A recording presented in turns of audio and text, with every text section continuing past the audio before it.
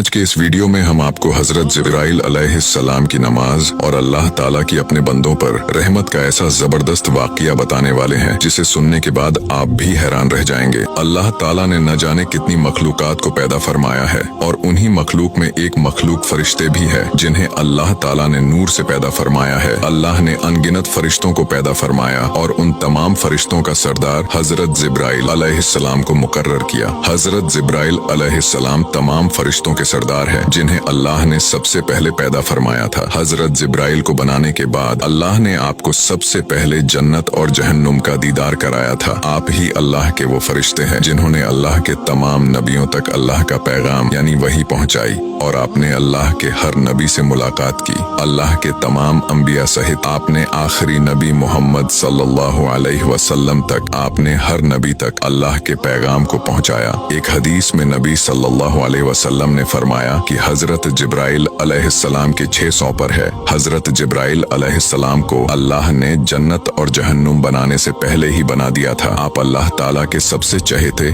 और सबसे ताकतवर फरिश्ते हैं जो अल्लाह के हर हुक्म की फरमाबरदारी करते हैं। एक बार हजरत जिब्राइल ने अल्लाह ताला से कहा कि या अल्लाह, मैं आपकी इबादत करना चाहता हूँ। तो अल्लाह रब्बुल इज्जत ने फरमाया कि कर लो। हजरत जिब्राइल अलैहिस्सलाम ने 2 रकात नमाज की नियत बांधी और इस तरह नमाज अदा की कि 40,000 साल बाद सलाम फेरा।